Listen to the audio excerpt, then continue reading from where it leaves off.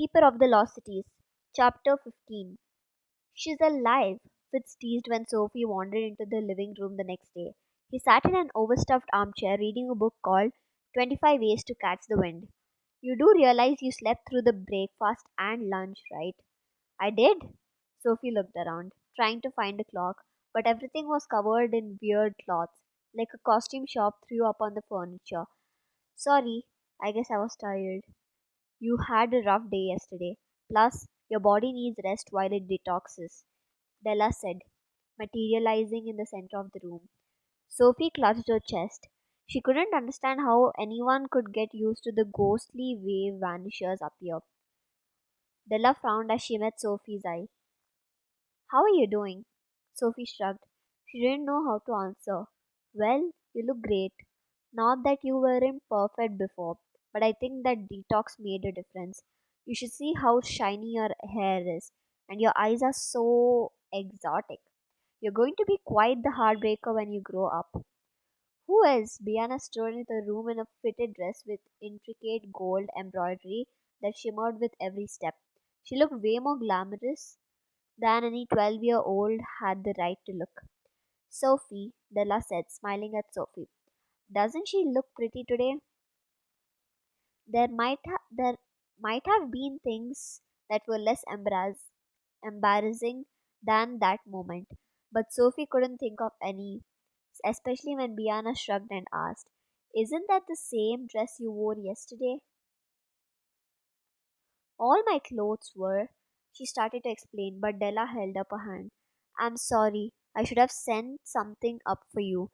I've been shopping all morning. She waved her arms at the explosion of clothes. Behold, your new wardrobe. That's all for me?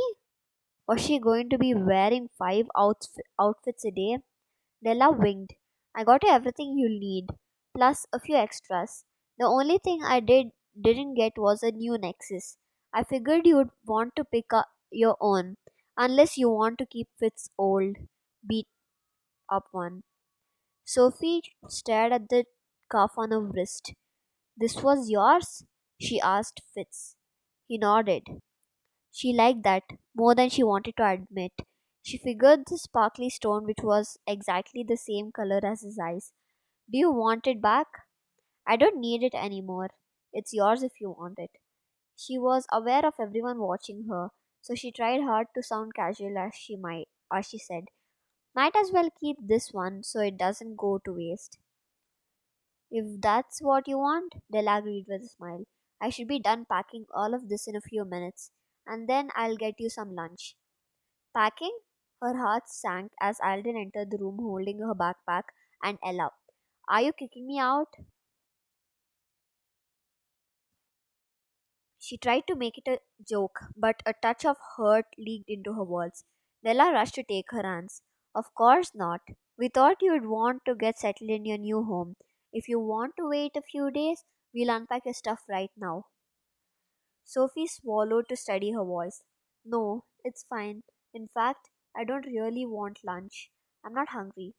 Her stomach was so knotted with nerves, there wasn't room for food. Della smiled sadly. You're going to like Grady and Adeline. Her palms danced at the strange names. What are they like? They are great, Alan promised. They run an animal preserve at Havenfield, so they always have all kinds of exciting things going on. Do they have any kids? Della glanced at Alden. He looked away.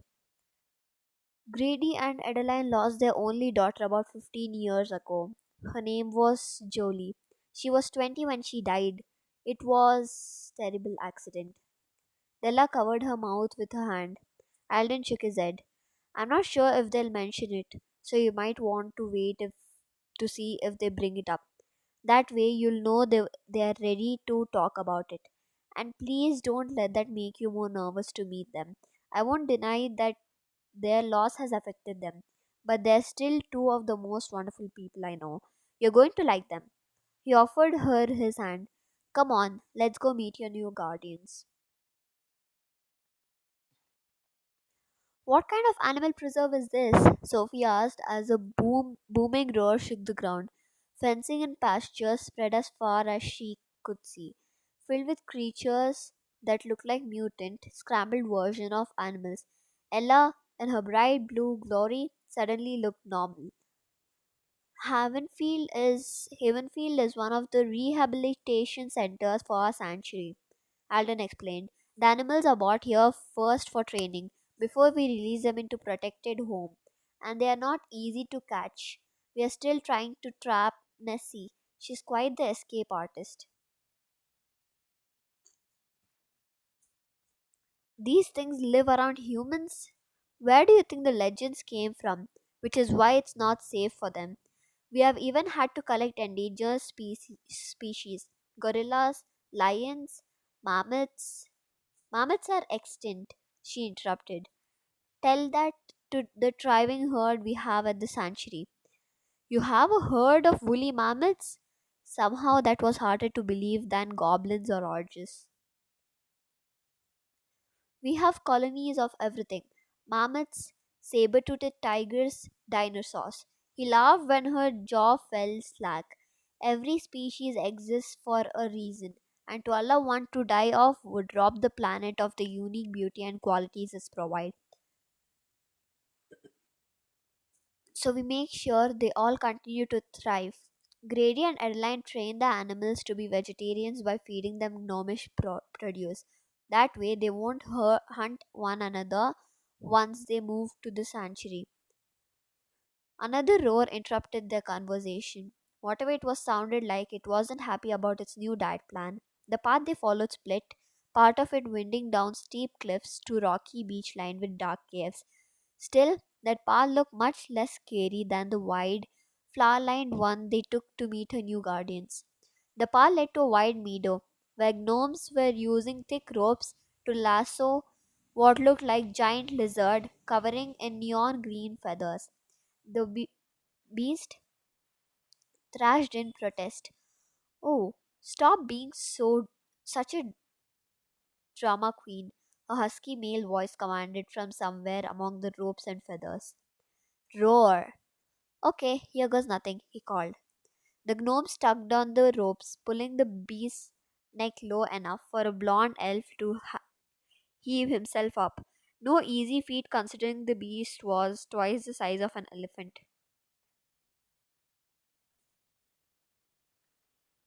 Snarl. I'm trying to help, you silly girl. He held as the beast bugged and trashed. Sophie cringed, hoping she wasn't about to watch a new guardian become lizard food. Need a hand, Grady? Alden called. Nah, I'm almost got it. He lunged and grabbed something black tangled in the feathers.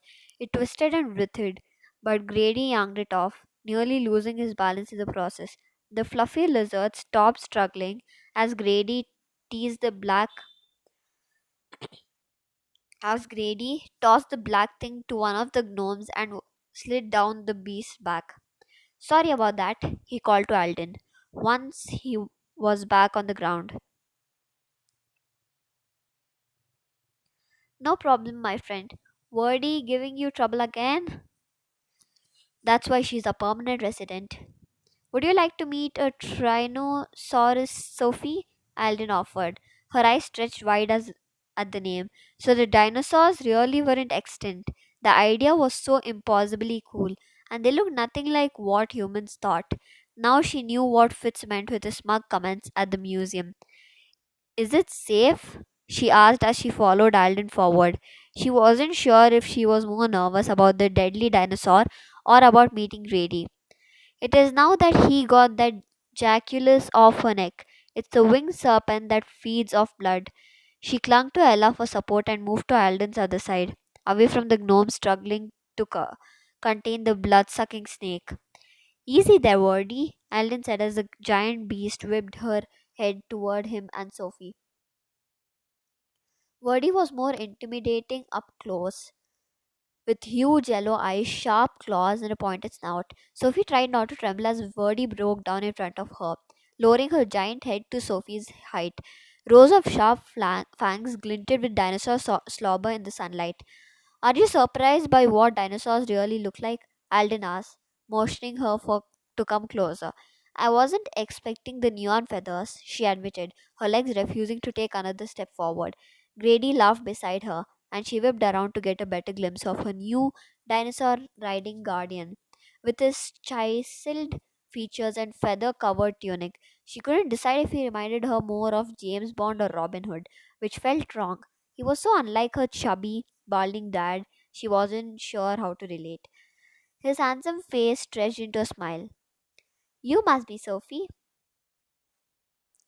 She shook the feathery hand he offered and squeezed Ella tighter. He didn't look scary, but her knees banged together again. Want to pet Wordy? Grady asked. She didn't want to get closer to those deadly looking teeth, but she didn't want Grady to think she was a wimp either. So she took a deep breath and stepped close enough to rub the T Rex cheek with a light touch. Wordy stayed docile while Sophie was with her unblinking yellow eye. Sophie lost herself in the stare. She's still in pain, she said, not entirely sure how she knew. Is she? Grady separated the feather on the Wordy's neck. The wound is pretty deep. Maybe I should treat it. Sophie stepped back and plugged her nose as Grady spread stinky brown slime over the wound. It smelled like death and rot and tuna fish. Not a good combination. Kelpie dung, Alden explained, takes the sting out of most bites. She hoped she wouldn't have to touch any dung while living there. Grady closed the stinky jar and wiped his hand on a cloth the gnome handed him. I think you were right, Sophie. She seems more relaxed now. You must be good with animals. I can be, with normal animals at least. She stole another look at the gigantic feathery lizard. Wordy was still watching her, and maybe she was crazy, but she could swear she was trying to thank her. Well, come on. Edline's probably waiting.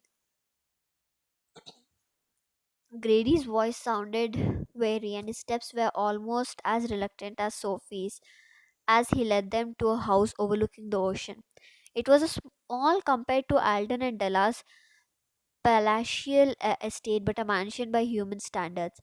The house was taller than it was wide, with golden columns breaking up the etched glass walls, and a glittering cupola rose from the center of the roof. There was no fancy entryway like Everglades, just a huge room with clear walls overlooking the ocean, and scattered furniture breaking up the space.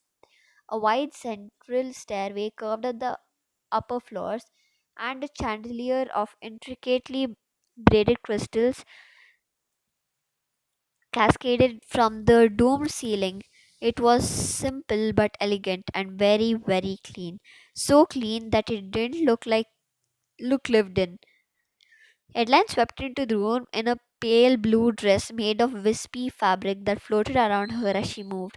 She had soft pink cheeks, white turquoise eyes, and amber hair that fell past her shoulders in soft curls. Aside from Della, she was the most beautiful woman Sophie had seen, except for the purple shadows under her eyes. Sophie's human mom had the similar dark circles sometimes, but only when she was stressed. She wondered what Adeline was stressed about. She hoped it wasn't the idea of having her live with them. Adeline frowned when she saw Grady. You're covered in dinosaur fluff. I'm sorry, I told you to be presentable, she told Alden. Alden laughed. I have yet to see someone ride a T Rex without picking up a few feathers. You have never seen Adeline in action, Grady corrected with a smile. Sophie tried to imagine someone so delicate playing rodeo cowboy with a dinosaur. Nope, she couldn't picture it. I'm going to wash up, Grady said, dashing up the staircase. Adeline nodded. Then she took a deep breath and turned to Sophie. Welcome to our home. Her shaky voice sounded more nervous than Sophie felt, which actually made Sophie feel better. At least Adeline thought this process was scary too.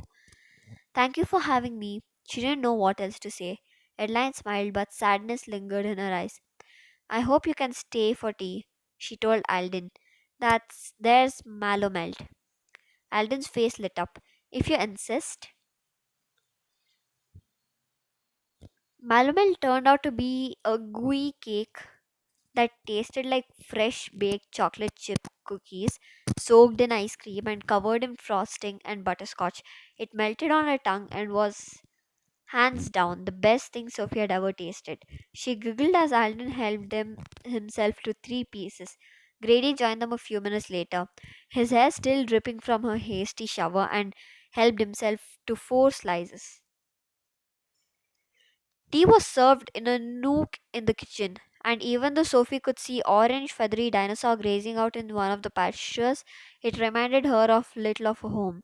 Maybe it was a pastel linen on the table or the intricate flowers painted on the china. But for the first time all day, she didn't feel the empty homesick ache she woken up with. Would you like some lushberry juice? Adeline offered Sophie. Sure. Adeline snapped her fingers. There was a tiny pop and a flash of light, and bright green bottle appeared on the table. Sophie scooted back like the bottle was possessed. Grady laughed. Guess you've never seen a conjurer in action before. How? She asked when her mouth was able to form words again. Adeline smiled for real this time, and it lit up her whole face.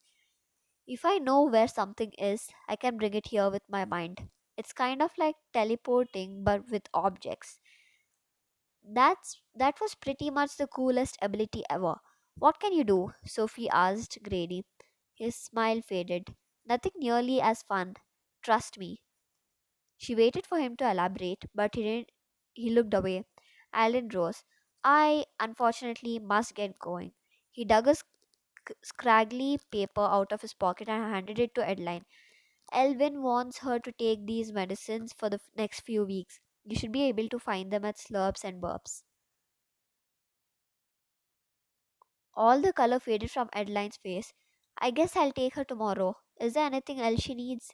Della took care of the rest. You know how she is when it comes to shopping. I do. I made the mistake of letting her help me shop for a gift for a friend's daughter one time. For hours later, I had a whole new wardrobe and still no gift. Grady took Adeline's hand and she turned away, staring out the window.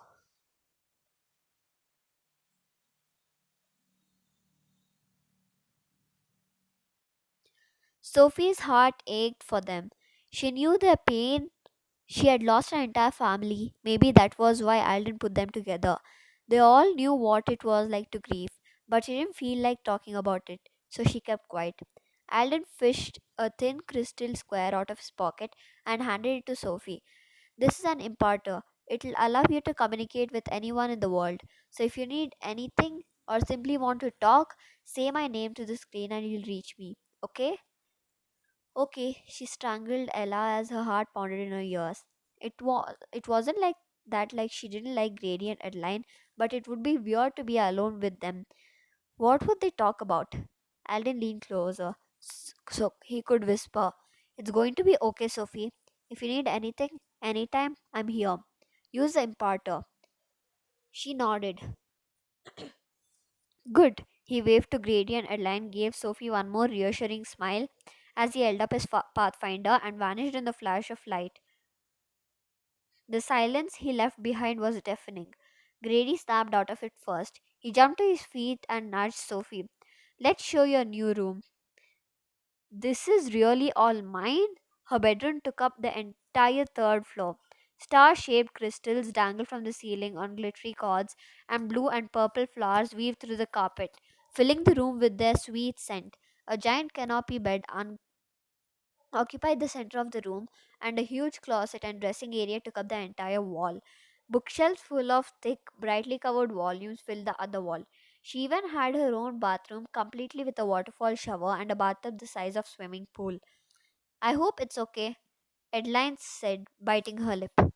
Was she kidding?